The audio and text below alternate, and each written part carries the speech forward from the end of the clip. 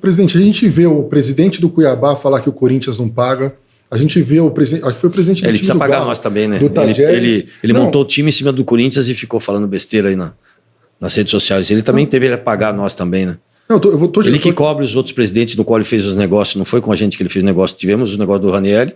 É claro, a gente faz uma situação e de repente também tem alguns problemas, faz parte, mas nunca deixamos de pagar ninguém. Não, eu te falei isso porque existe, e eu queria até que você explicasse isso pra gente. Estou vendo agora, recebi aqui, o Milan acabou de apresentar o Lucas Piton.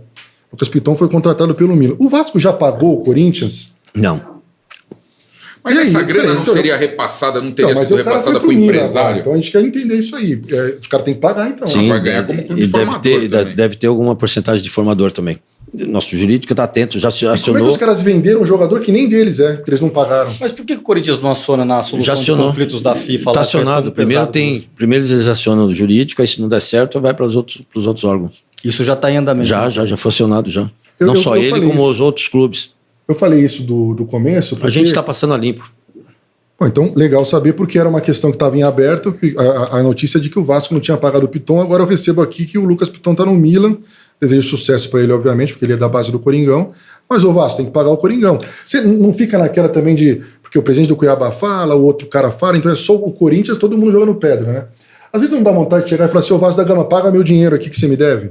Não, o próprio Cuiabá que nos atacou e devia pra gente. Também usou nossos jogadores, foi sustentado por alguns jogadores, o Corinthians pagando tudo, ninguém fala. Mas reza a lenda que essa grana do Piton seria repassada para empresário da dívida. Então a gente teve precisa perguntar também para a gestão passada como foi essa venda, por que eles fizeram dessa forma, uma promessa, como outras também, entendeu? Isso, nosso conselho, o presidente do conselho não procurou investigar com as comissões dele. Tem que investigar também o Ramírez, que veio de graça, agora está aparecendo aí 43 milhões para nós pagarmos. Ou seja, a gente só está pagando dívida. Augusto, a gente trouxe aqui no Alambrado o Wesley Mello, da gestão do Duílio, que na ocasião falou que a dívida do Corinthians, era 1,6 bi. E bateu com o número do Rosala Santoro, quando você assumiu o cargo, de 1,6 bi.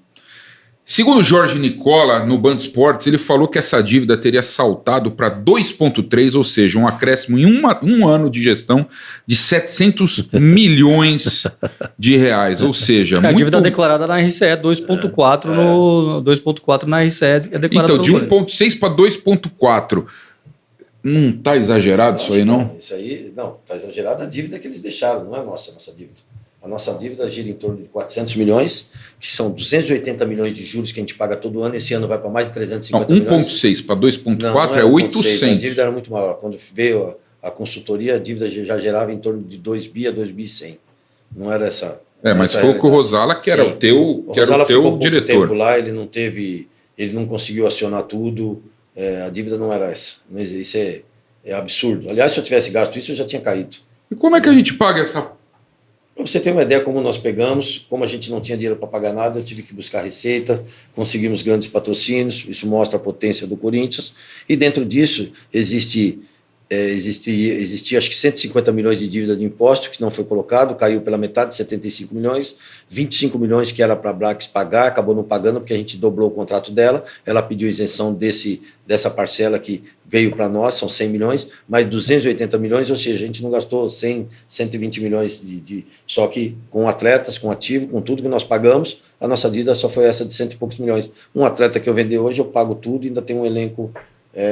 Você pegou dinheiro com o empresário, Augusto, em algum momento? Nenhum. E o Igor? Nenhum. Peguei o Igor, não empresário, não tem nada no Corinthians. Hoje não deve nada para o Igor no Corinthians? Deve 4 milhões e pouco. Reais? Eu peguei na época com ele 9 milhões. Olha a diferença.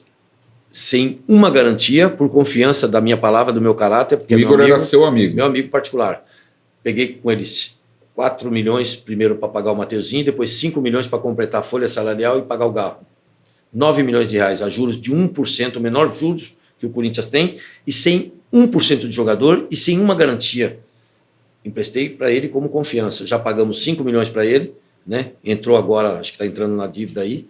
Ele está na RCE também, tá como Está na RCE.